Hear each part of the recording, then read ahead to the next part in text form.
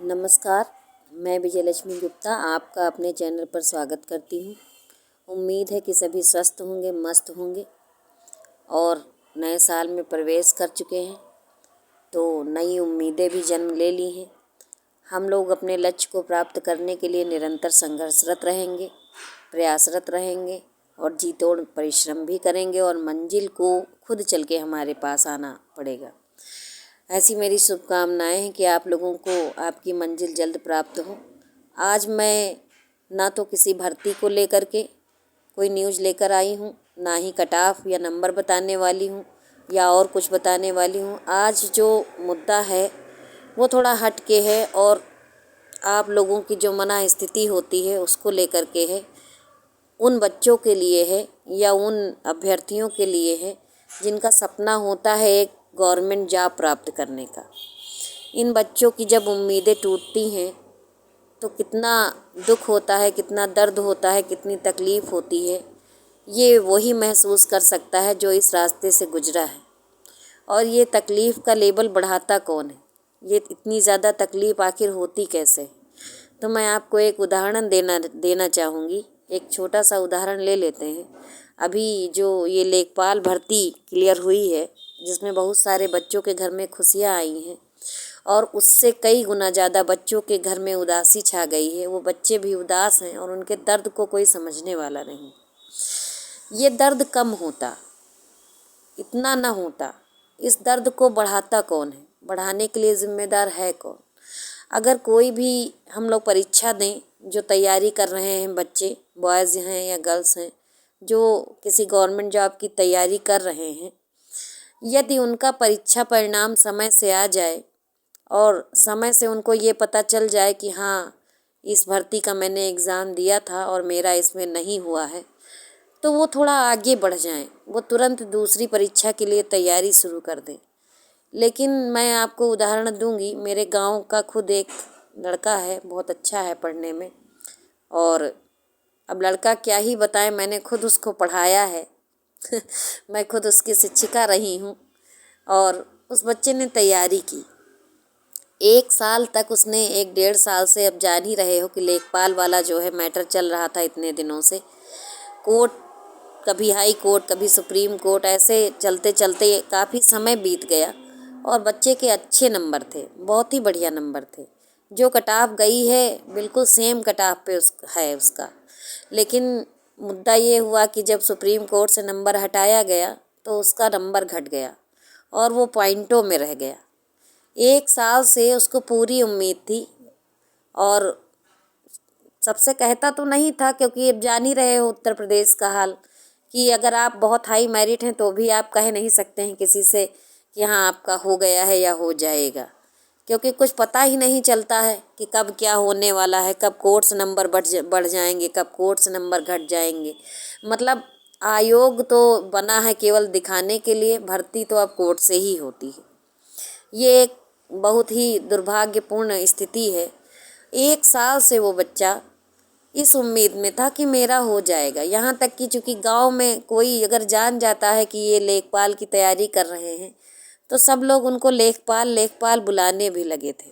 जब रिजल्ट आया और उसका नहीं हुआ है तो वो बच्चा, सोचो, उसका तनाव का लेवल, पहली बात तो वो 1 डेढ़ साल से झेल ही रहा था और अचानक से जब उसका नहीं हुआ, 2 दिनों से घर से नहीं निकला है, कुछ खाया पिया भी नहीं है। उनकी अम्मा जी आके, चूँकि अच्छे संबंध हैं हम लोगों के घरों से, तो आके बता गई हैं कि भैया 2 दिन से खनवा नहीं खाया है। सोचो पहले ये क्यों होता है?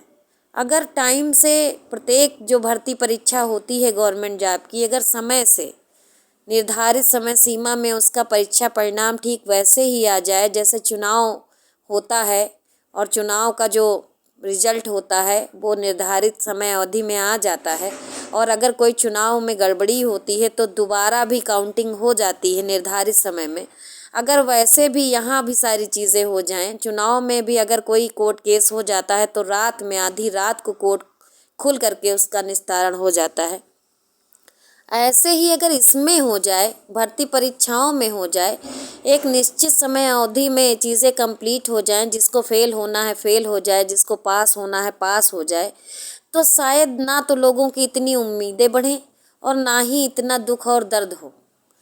जैसे जैसे समय बढ़ जाता है विभिन्न प्रकार के मुद्दों को लेके, वैसे वैसे उम्मीदें बढ़ जाती हैं, और जब उम्मीदें बढ़ जाती हैं तो जब उम्मीदें टूटती हैं ना, तो कितना दर्द होता है ये कोई बता नहीं सकता।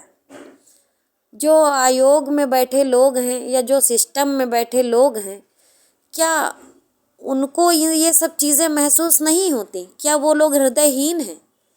क्या उनके घर के बच्चे तैयारी नहीं करते हैं, या हो सकता है कि शायद ना ही करते हों? क्या वो इन सब चीज़ों से जो गुजरने वाले बच्चे होते हैं उनकी मनःस्थिति को नहीं समझ सकते हैं?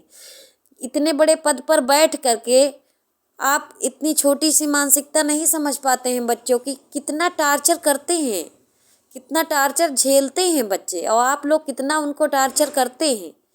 सोचिए पहले, आपका कोई भी पेपर ऐसा नहीं बन सकता है जो विवादित ना हो।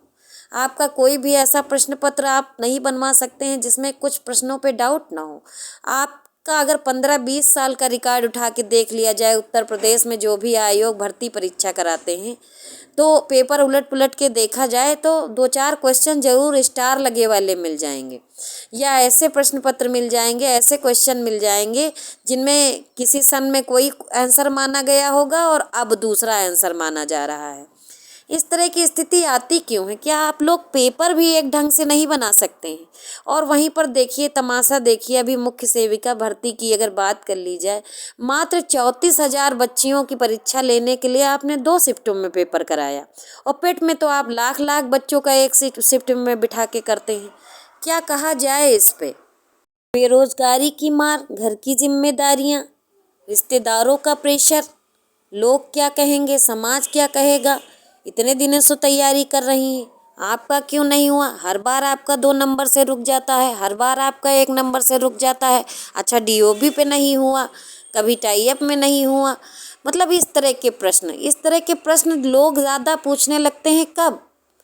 तब जब आप एग्ज़ाम करवाते हैं और उसके बाद सालों साल कोई अंत नहीं है, सालों साल पता नहीं कब तक आपका रिजल्ट आएगा, कब तक आप नियुक्ति पत्र देंगे। आपके नियुक्ति पत्र और रिजल्ट और आपकी भर्तियों की जो रिक्वायरमेंट, ये सब चुनाव के टाइम शुरू होती है। और होता ये है कि चुनाव के पहले एग्ज़ाम हो जाता है, परिणाम नहीं आया, परिणाम हो जाता है तो नियुक्ति पत्र चुनाव के बाद मिलेगी, चुनाव के बाद तो कोई सुनने वाला नहीं है। समझ रहे हैं? चुनाव के पहले भर्तियां निकालना और चुनाव के बाद रिजल्ट देना, और रिजल्ट देने के लिए धरना अभ्यर्थियों का देना, मतलब इतनी दर्द देने वाली प्रक्रिया है।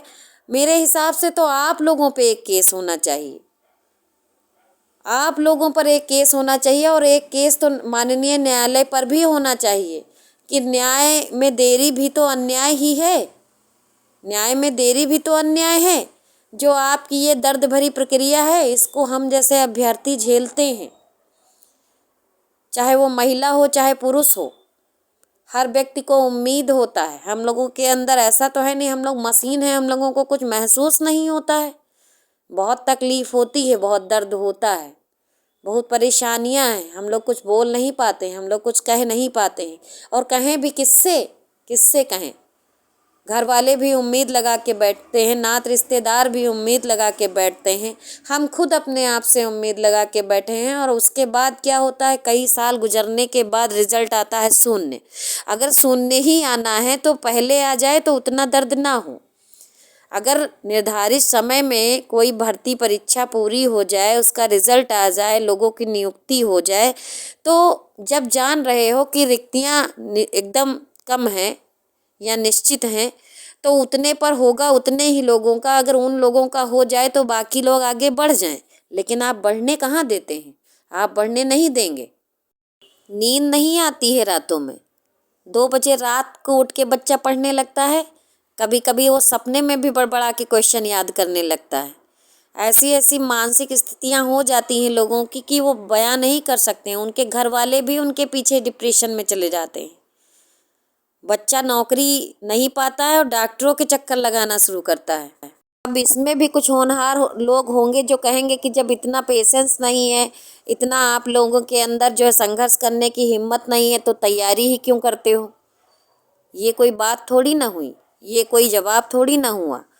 अगर ये प्रक्रिया ऐसी ही चलती रही ना तो एक दिन देखना हमारे देश का जो युवा है ना वो उग्र हो जाएगा। और फिर जानिए आप क्या होगा। अगर वो उग्र हो गया ना तो क्या होगा आप अंदाज़ा नहीं लगा सकते।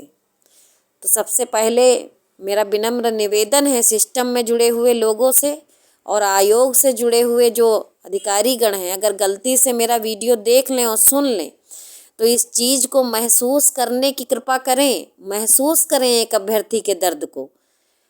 यहाँ तो कुछ अधिकारी ऐसे भी हैं ना, जब उनसे मिन्नतें करने जाओ तो वो ये बोलते हैं कि हमको 42 साल में मिली थी। मतलब क्या बदला ले रहे हैं? बदला लेने के लिए आप बैठे हैं? अगर आपके साथ कोई अन्याय हुआ है तो दूसरे के साथ ना होने दें, तब तो कोई बात है। लेकिन नहीं, आपके साथ हुआ है तो आपको भी सबके साथ करना है और डबल डबल करना है। बहुत दर्द में रहते हैं वो लोग जो रात रात भर जाग कर पढ़ते हैं और बाद में रिजल्ट होता है शून्य। तो ये शून्य ही मिलना है, तो अगर निश्चित समय पे मिल जाए तो इतनी ना तो उनकी उम्मीदें बढ़े ना इतनी उनकी तकलीफ बढ़े। तो कृपा करके थोड़ा सा सुधार करने की कृपा करें। इसी उम्मीद के साथ मैंने ये वीडियो बनाया है और अपना भी दर्द बताया है और अपने जैसे भाई बहनों का भी दर्द बताया। जो भाई बहन मेरे बात से सहमत हैं वो कमेंट बॉक्स में अपनी राय ज़रूर रखें और बताएं कि क्या वो भी ऐसा महसूस करते हैं, क्या इसमें परिवर्तन नहीं होना चाहिए। तो बस मैं अपनी बात को यहीं पर समाप्त करूंगी। वीडियो को लाइक करें, चैनल को सब्सक्राइब कर लें और बिल्कुल भी परेशान ना हो। कोई भी रात इतनी लंबी नहीं होती है जिसकी सुबह ना हो। धन्यवाद।